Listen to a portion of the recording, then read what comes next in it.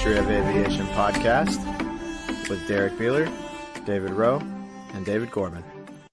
Hello, friends, and welcome to the History of Aviation podcast. I'm Derrick Beeler, and I'm joined by Mr. David Rowe and Dave Gorman. In this episode 41, we'll be discussing the Beechcraft Staggerwing. David Rowe. Good evening or good afternoon, whenever you happen to be listening to this. Thank you for joining us. Again, we are going to talk about the Beechcraft Model 17, popularly known as the Staggerwing. This aircraft was first flown on November the 4th of 1932. It was developed by Walter Beech's new company, and it was a fast biplane with an enclosed cabin designed to meet the needs of the business executive. And it is distinguished by a staggered biplane wing, meaning that one wing is further back than the other. It is a plane you know when you see it, and it is an absolute beautiful example of I consider this kind of a Art Deco design. You know, it came out in the 30s, and has it looks fast sitting on the ground. And lots of vibrant colors and everything. Just a gorgeous step back into the past. This thing's almost 100 years old, and it's fantastic looking. It's kind of unrivaled for its time. In the 1930s, it was the queen of the skies. I saw somebody call it the Rolls Royce of aviation. So, I mean, it's considered a top tier aircraft. Well, it has maintained a position amongst pilots and enthusiasts as being clearly one of the most beautiful, but also one of the more popular antique aircraft. It'd be a thrill to fly in one. To own one would be a treat.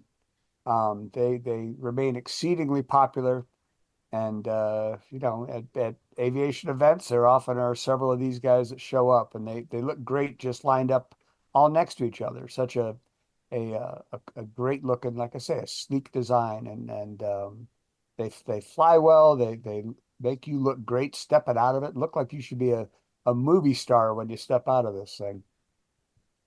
No doubt, no doubt. And when it's sitting there, it looks different than everything else because of that staggered wing, that top wing being further back than the forward wing. I believe it's 2 feet and 1 inch from the front of the lower wing to the front of the upper wing. So that's, 2 feet difference, which is not typical for a biplane. Usually they're vertical or maybe slightly forward canted. But no, this plane, when you see it, it's a Staggerwing because nobody else does this. Now, I was trying to find this out. Did they call it a Staggerwing out of the gate? No, it was just the Model 17, but I think it earned the nickname Staggerwing pretty quickly. I think after the second or third variation, they started calling it that. And then, the reason for that design was what? Why did they stagger those wings? Well, it was in an attempt to improve stability of the aircraft. So when you're getting into a stall situation, that front wing is the one that stalls first. And if it's the lower wing, you get a little more gentle drop off as opposed to the upper wing stalling when it's a little bit more violent. So that was the attempt, was to, give it some better stability in flight, and I think it works to a certain extent, but I don't think it's a huge difference from a traditional stagger or from a traditional layout. And the other thing is if you look at the aircraft, it's got that giant sloped back windscreen, so it's got excellent visibility now. I mean, you can just look up where instead of being blocked by the wing, you've got clear view of the sky. It really is a pilot's airplane. By design, it really was comfortable. You mentioned that the Rolls Royce of the sky nickname or whatever, that it was known for being it was a very fast for its time aircraft, and very comfortable, furnished inside, could seat 5, I guess, comfortably, and luggage and everything else, enclosed cabin. It really stands out today like I say, that kind of Art Deco styling that it has. But coming out in the 30s, coming out of the Depression, this was not an inexpensive airplane. And it's kind of remarkable that it got designed and produced and sold at that time, because this was it was a looker, but it wasn't a cheap airplane to buy. No, it was not. The sales on this started very slowly because of the price. The first versions of it cost between $14,000 and $17,000, depending on what kind of engine you were getting on the aircraft. And that's a lot of money in 1930s dollars. Yeah, boy. So yeah, but it continued to grow. It built a an audience that was interested in it. It fit a niche that nothing else really fit quite as well. Speaking of the speed, that was one of its hallmarks, is it would get you a business executive to and from quicker than, the more traditional biplanes of the day. Well, and it was not a converted mail plane. It really was designed for executive type transport, comfort and speed, and styling. It just reminds me of a time when designers had maybe a little bit more free reign to do some things that were aerodynamic, aesthetically pleasing, um, practical. I mean, if you're an executive and you want to get somewhere quick, uh, if you had that kind of money, this was the way to go. Yeah, exactly. The designers were trying all kinds of new things. This aircraft has retractable landing gear, which was not really standard for the day. It started out with fixed wheels, but it soon transitioned to retractable wheels, and that only increases the speed. I mean, it's already a slick looking aircraft going through the air, and you bring those wheels up, it gets even faster. So again, designers are out there saying, what can we do to improve the speed? And that was, what they're looking for. Well, and I think you can look at the shape of the struts on the wings, and just the rakish lines of that forward windscreen. They really were thinking about aerodynamics. This was not. It doesn't seem like anything happened by accident with this plane. It was built for style and comfort and speed, and safety and reliability too, of course. That's why there's still so many of these guys around. Yeah, there sure were.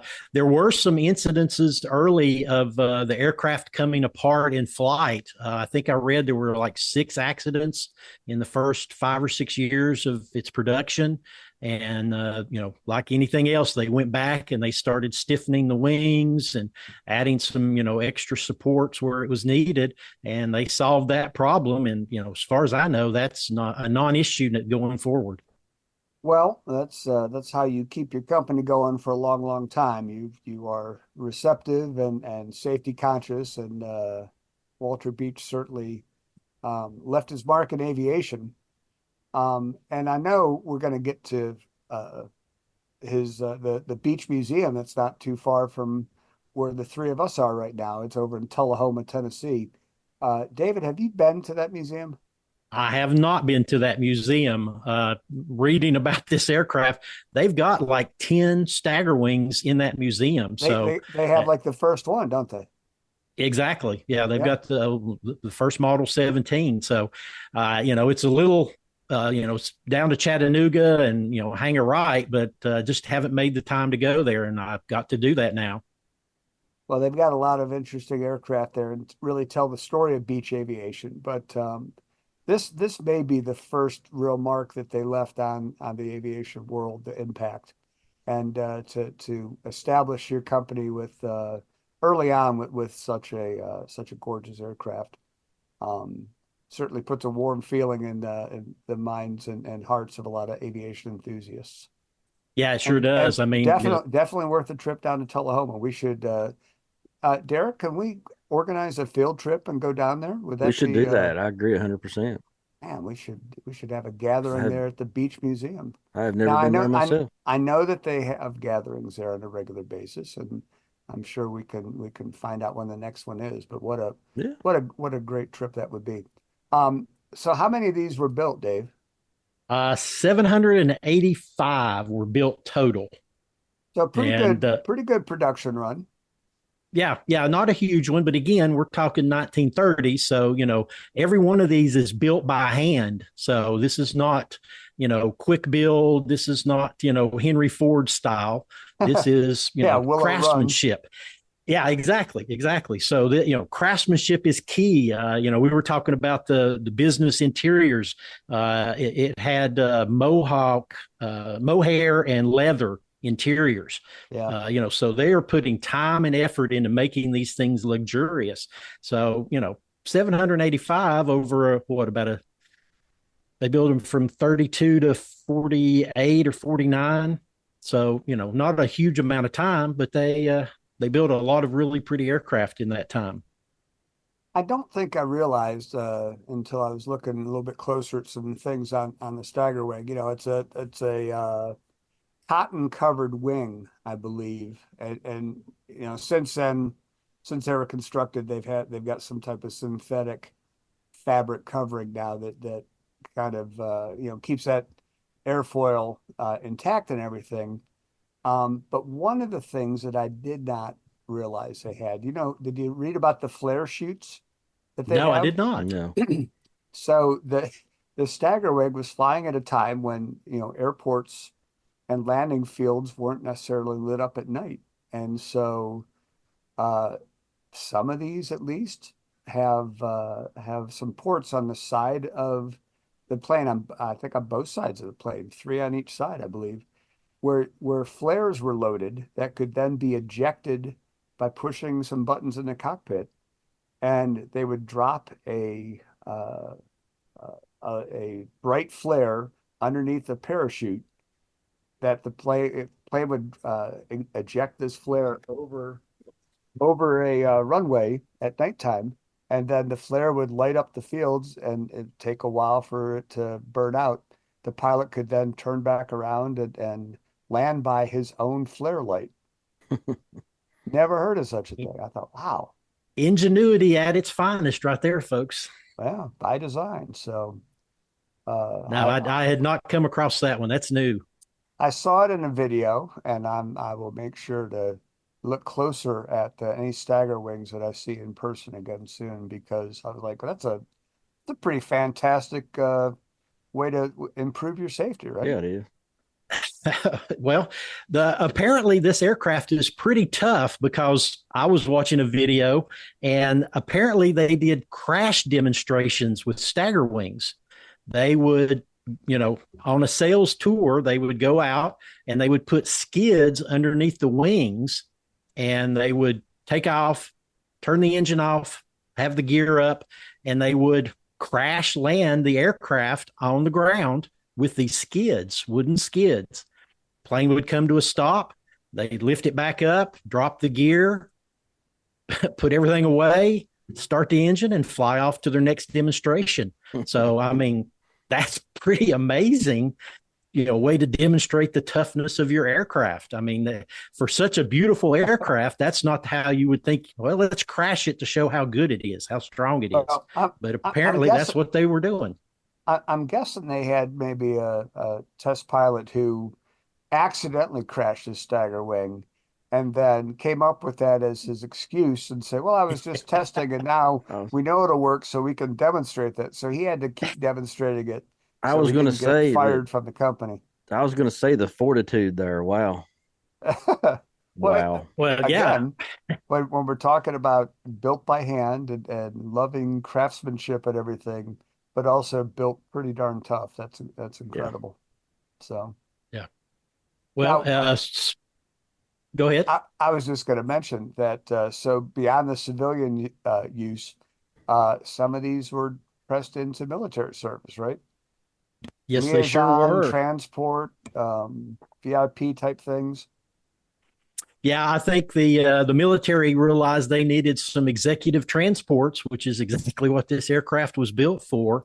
And so they purchased, how many did they buy? Like 400, 412 were bought by the Army Air Corps and the Navy.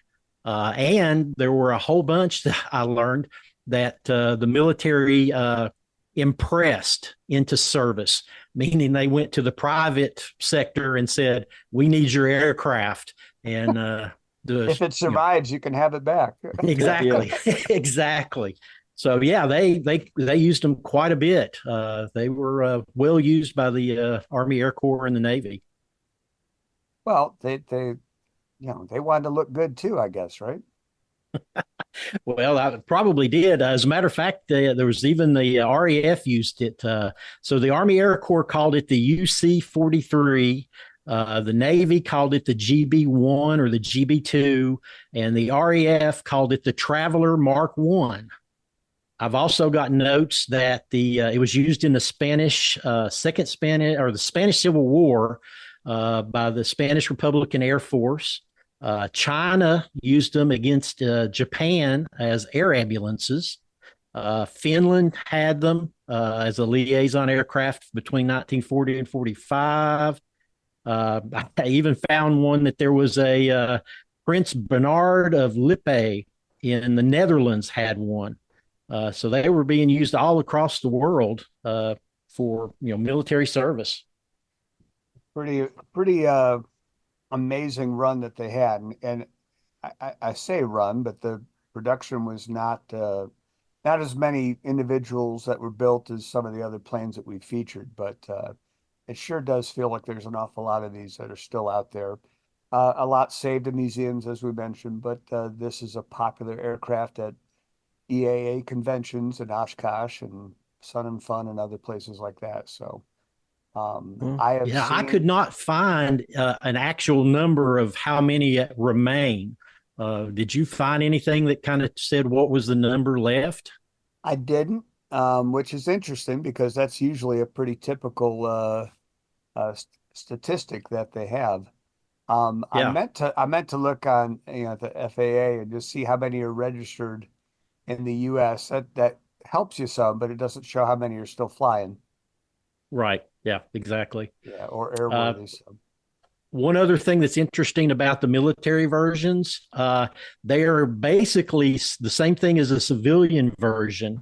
The only difference is that there were two distinguished external features: a circular automatic direction finding antenna. It was mounted between the main landing gear, and they had landing lights on the lower wings. Other than that, they were the same as a civilian Staggerwing. So there are probably some of those that were used in military, that were built for the military, that are civilianized now. That would be something to look for. Yeah, Because absolutely. they probably would still feature that antenna and those landing lights. So Yeah, I think that's exactly what you look for, and that kind of tells you the difference, where its history is. I saw that an owner of one of these, let's see, Buzz Aldrin's father owned a Staggerwing. Here it is. Yeah. So aircraft, I guess, number 93, that's in the Air and Space Museum in DC, had been owned by Buzz Aldrin's father. It's still around and exists, and it's on display in the Air and Space Museum in DC. Ah, that's interesting. Okay. Well, it makes you think that Buzz probably spent some time in that thing flying around. I would hope so. Yeah, you would expect that. Absolutely.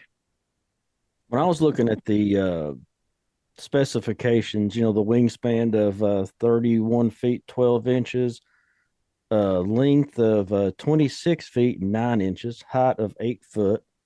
And I got down to the power plant, and it varies between 225 horsepower and 710 horsepower. Yeah, that's different engines. Yeah, and all the different engines was wild. I'm like, wow. My gosh. Yeah. Incredible difference in performance, I would think, as a result of as well. Yeah, there were actually three different engines. They started out with a Wright R760 engine. They switched over to a Jacobs 4, 5, and 6 on different models. I'm not really familiar with Jacobs engines. I'm not either. No. Apparently, they're kind of finicky. You've got to keep them heated just properly. They overheat pretty easily, apparently. So I heard somebody talking about have to be careful if it's the Jacobs engine. But then the Pratt & Whitney R985 Wasp Junior is the top end. So that's, at the end of the run, that's what they were using, Pratt & Whitney's. There's your 710 horsepower right there. Yeah, exactly. Goodness. But, this plane's flying, 200 and plus 212 miles an hour, cruises at like, 180, 190 miles an hour. Yeah. Range of 670 miles. Yeah. Fuel capacity, 170 gallons, seats 4 to 5. Well, two interesting things there. The fuel is stored in all 4 of the wings, and it has a main tank underneath the cockpit. So the wings are like 24 gallons apiece, and the main tank is like 27 gallons. And one of the pilots was talking about, you take off on the main tank, you fly for 30 minutes, you switch over to the right wing tank on the bottom and run it for 30 minutes, and then switch to the left. So it's like a balancing act of, this tank to that tank, keeping your balance. Stuff. Yeah, exactly. Yeah. And you land back on the main tank. So, it's a little, dance that they have to do there. And then speaking about the cockpit of 5 people, one of the people I was listening to was talking about, this was designed in the 30s. And so when you talk about 5 people in the cockpit, we're talking about 1930s or 40s people, not 2020 people. Right. We're a little bit bigger, taller, larger folk.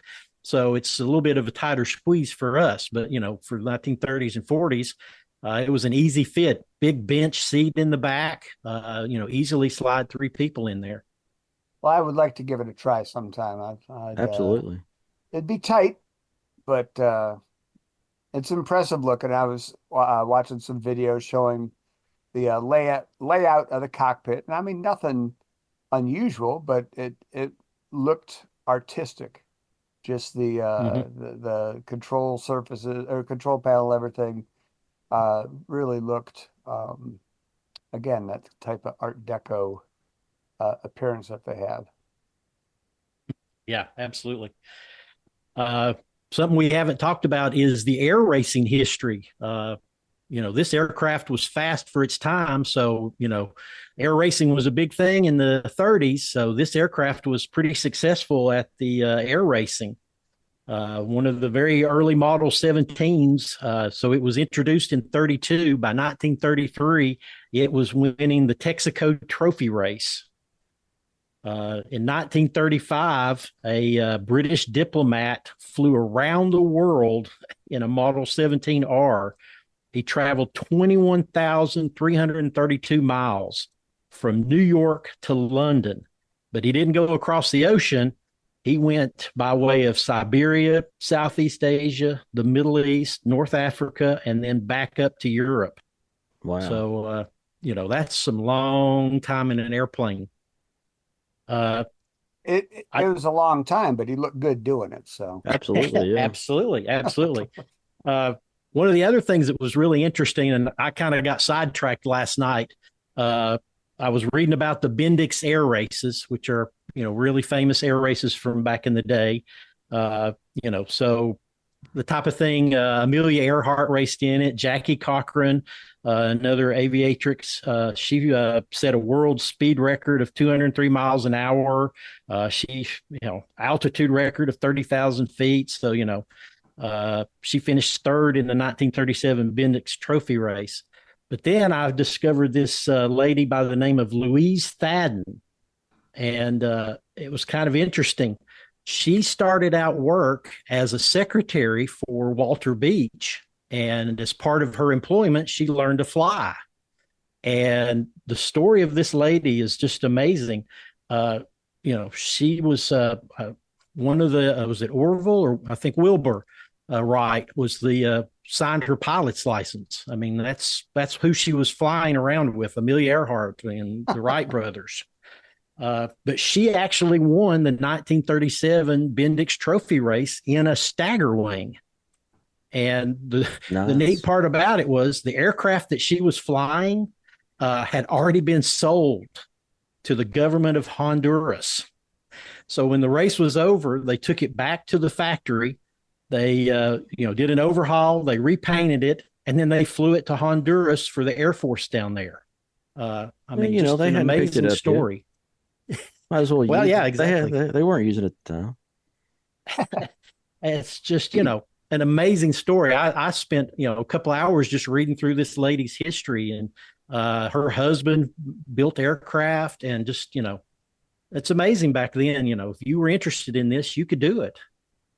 Well, and it's pretty fantastic thinking about, women in aviation have such a long history, uh, going back to some of the earliest days. In the, 19 teens, there were female pilots who were doing amazing things. But, hearing Jackie Cochran's name again, I always associate her with Chuck Yeager because he kind of promoted her efforts in flying fast jets and things like that. So she was flying F-104s and F-86s and things like that, I believe. But to know that she was active in the 30s and air racing and doing it, of course, looking fantastic in a Staggerwing is awful cool. How could you not look fantastic? It'd be tough not to, right? Oh, well, Bruce could find a way. Yeah. Well, he could try. All right, somebody check the time. How long did I make it without mentioning Bruce? Giving me grief about that. Now, David, there's something else about air racing, though. I thought you were going to mention it. These guys actually raced at the Reno races. That's next on my list. That's an amazing story. Had you known that? I did not know this. Yeah. Never had heard this. So here's the story. At the Reno air races in 1970, apparently there was some kind of dispute with the T6 racing class. So Reno invited 5 Staggerwings to perform a demonstration race. They had G models, D17s, and apparently it was a great race. It was flawless, is what the note says. ABC's Wide World of Sports covered it, and apparently it went over great. But the T6 class guys and gals, I guess, they protested, and they kind of stopped it from happening. They said that it was allegations of safety issues. It wasn't safe. But imagine if we'd still had the Staggerwing flights at Reno. Oh, that would be fantastic. But yeah, did not know this. Hadn't heard of it, but interesting little dispute there from 1970.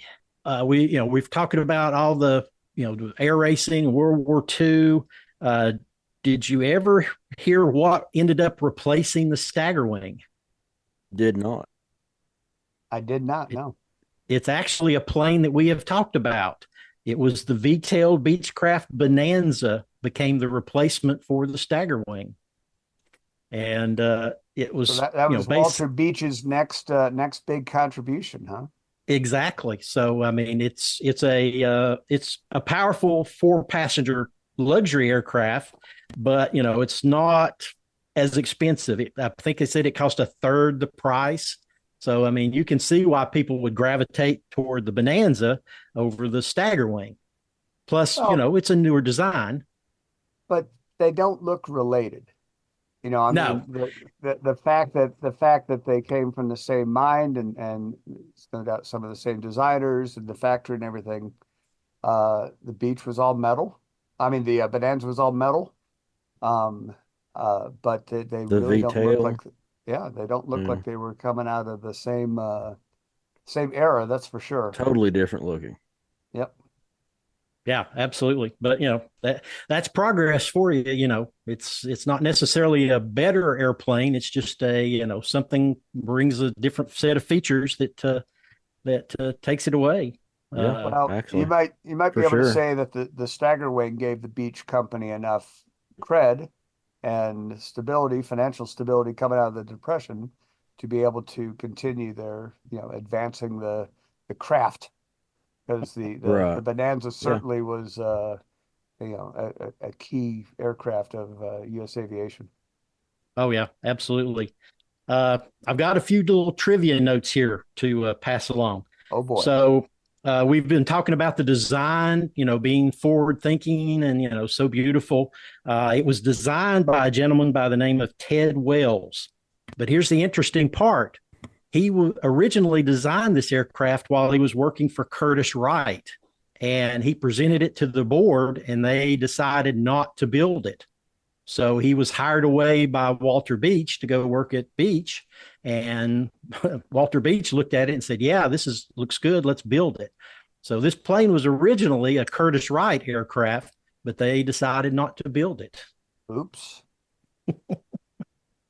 Very much so. Oops. And one of the things I'm always interested in is this was actually licensed out to Japan, to the,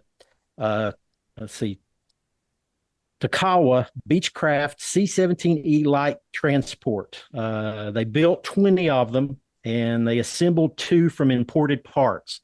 So this one was actually license built in Japan for a while. And the final thing, I wonder if any of those Japanese examples are still exist. If that would be wild. Yeah, absolutely. Sure. I wonder that's worth a search tonight. I may have to do a quick search for that. Definitely. So, all right, now I've saved the weirdest and the best for last. Do you see the picture behind me? Mm-hmm. We do. Good Okay. Lord. For the folks listening who can't see, do a quick Google search for the Antarctic Snow Cruiser. Never heard of this. I'm searching around for Staggerwing information, and I come across this, and I literally did not look at the Staggerwing again for another hour or so. Yeah. Reading about this. This is an amazing machine. It was a vehicle designed in 1937 and 39 to help with the United States Antarctic Service Expedition in 1939 to 41. It's a massive machine with giant wheels. It was supposed to help them travel, across the Antarctic, but apparently it did not work quite as well. Getting it off the ship, it broke through the ramp, and they almost crashed it. They got it on the ice, and guess what? It doesn't go. It's got these giant tires, but it has no traction. So, and the reason I'm telling you all of this, because it's such an amazing machine. The most interesting thing was they planned to put a Staggerwing on the top of it and use that Staggerwing to scout routes for this snow cruiser to traverse Antarctica on. So they had a Beechcraft Staggerwing on the ship that was to go on this snow cruiser and, fly around Antarctica. And they actually, the Staggerwing was in Antarctica. I've seen pictures of it sitting there next to the snow cruiser. So somewhere in Antarctica, there was a Staggerwing.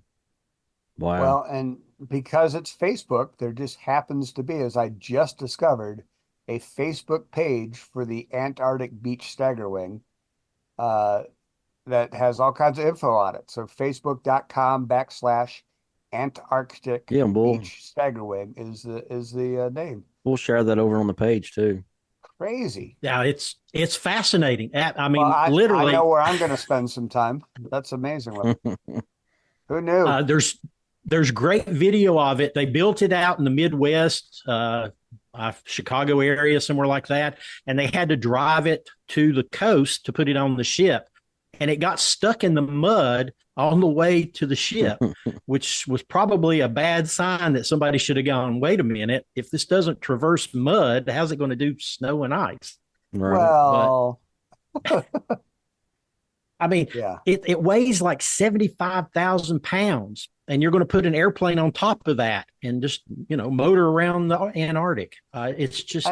I love the imagination though. I do too. Who looked at what they had and said, here's where we want to get. Here's how we can probably get there. Let's build it and see. Yeah, absolutely. Well, and it was designed so that there was, I think, a crew of 4 or 5 men, and there was enough food and fuel and spare tires and everything else that you could live inside this for up to a year. I mean, They were literally expecting this thing to just go all over the place. And unfortunately, the idea didn't pan out.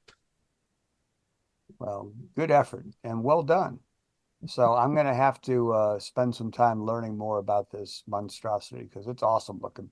We'll be sure and include that picture on the webpage so folks can see this as well because it's crazy Yeah, looking. Definitely. Thanks Yeah. for that factoid. Hey, I guess you don't want to hear what I learned about reciprocal weights around the propeller then, do you? Oh, well. Let's have it. Come on, let's have Oh, it. it's not that much. I'm just saying that the spinner covers up these reciprocating, I think it's called reciprocating, these weights that kind of move out and help the pilots adjust constant speed propellers on these things. And I got into a little bit of a rabbit hole learning about that today. Maybe I should have been looking up the Antarctic cruiser. It's an amazing thing when you start digging into aviation, the things you'll discover that's connected to it. It's just never ending. It's astonishing. That's a perfect snow day activity. That's for sure. Now, here on episode 41, as we're talking about the Beech Staggerwing, what do you got going on over at Aerofoil there, David? It's funny you should mention it. Today, I'm working on the ice rink. We're tearing it down. The season's over. I'm inside up on a ladder, and I hear something flying over. It's the P8. I run outside, grab a couple of pictures of it, go back to work. A little while later, I look up, and there's a KC-135 and a C-5 Galaxy refueling. Oh, come on. So I take a look. All I had was my phone, so I just grabbed a quick video of it. I posted that today. So, just little things like that, just always listening and looking, and you'll be amazed what you can see out there. But come check me out on Aerofoil. You'll be able to see it. Dave Gorman, where can folks catch up with you or ask any questions such on social media? Well, you can find me at my YouTube page, Gormania is the best way and easiest way to find that, perhaps. You can also find me on Instagram at It's Dave Gorman. I think it's _ It's Dave Gorman, and Twitter as well. So I'm all over the place. Very good. I like it. I enjoyed it, guys. Absolutely. Well, this is great. And again, we mentioned the museum. The Beech Museum is in Tullahoma. It's a little bit of a haul for us, but not bad. And it might be a great thing to do come springtime. Go down and check it out and see what it's all about. If you've got any pictures that you've taken of Staggerwings, folks, why don't you attach them to our post on social media and show us any of your favorites that you've seen fly or pictures that you've taken, because I've not ever seen one that doesn't look cool. Yeah, for sure. No, and they have some beautiful paint schemes too. I mean, just all kinds of really lovely colors. This is an early example of a plane that looked fast just sitting still. Very much so. Thank you, Walter Beech. Actually, David, who's the designer? Ted Wells was the designer, but he brought it to Beech, and Beech had the courage to say yes. Well, it was a team effort, and what a team it was. So beautiful airplane for sure. And all of our social media for the History of Aviation podcast, you can find down below. Check all those out. We got the Facebook group, Dave Gorman, going. You can join us there and join the community and talk about different things, and maybe make a request for an aircraft. We'd love to hear from you. Thanks for tuning in, everybody. For David Rowe, Dave Gorman, I'm Derrick Beeler. Thanks for listening to the History of Aviation podcast.